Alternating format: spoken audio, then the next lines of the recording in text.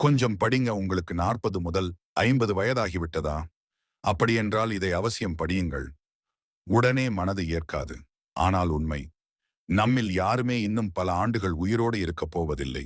போகும்போது எதையும் எடுத்துக்கொண்டு போகப் போவதில்லை. ஆகவே சிக்கனமாக இருக்காதீர்கள். செலவு செய்ய வேண்டியவற்றிற்கு செலவு செய்யுங்கள். மகிழ்ச்சியாக இருக்க வேண்டிய நேரத்தில் மகிழ்ச்சியாக இருங்கள். உங்களால் முடிந்ததான தர்மங்களை யோசிக்காமல் செய்யுங்கள். எதற்கும் கவலைப்படாதீர்கள். நீங்கள் கவலைப்படுவதால் எதையும் நிறுத்த முடியுமா? வருவது வந்தே தீரும். நாம் இறந்த பிறகு நமது உடைமைகளுக்கு என்ன ஆகுமோ என்று கவலைப்படாதீர்கள். அந்த நிலையில் மற்றவர்களுடைய பாராட்டுக்களோ அல்லது விமர்சனங்களோ உங்களுக்கு தெரியப் போவதில்லை. நீங்கள் கஷ்டப்பட்டு சேர்த்தவை அனைத்தும் உங்கள் வாழ்க்கையோடு சேர்த்து முடிவிற்கு வந்துவிடும். உங்களை கேட்காமலேயே அவைகள் முடிக்கப்பட்டுவிடும். உங்களின் குழந்தைகளைப் பற்றி கவலைப்படாதீர்கள். அவர்களின் வாழ்க்கை அவர்களுக்கு விதித்த விதிப்படிதான் அமையும். அதில் நீங்கள் எந்த மாற்றத்தையும் செய்வதற்கு வழியில்லை. சம்பாதிக்கிறேன் என்று பணத்தை தேடி அலையாதீர்கள். பங்குச் சந்தைகள் பக்கம் தலை வைத்து படுக்காதீர்கள். பணத்தை விட உங்களின் ஆரோக்கியம் முக்கியம். பணம் ஆரோக்கியத்தை மீட்டுத் தராது. 1000 ஏக்கர் விளைநிலம் இருந்தாலும் நாளொன்றிற்கு 1/2 கிலோ அரிசிக்கு மேல் உங்களால் உண்ண முடியாது.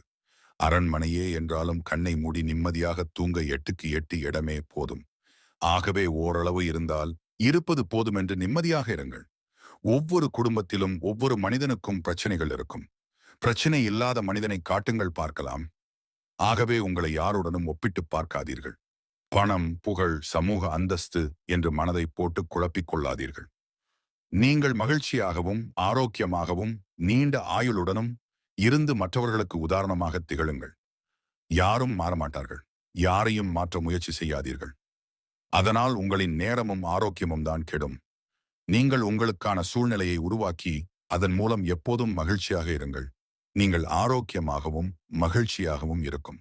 மன மகிழ்ச்சிதான் ஆரோக்கியத்திற்கு அடிப்படை.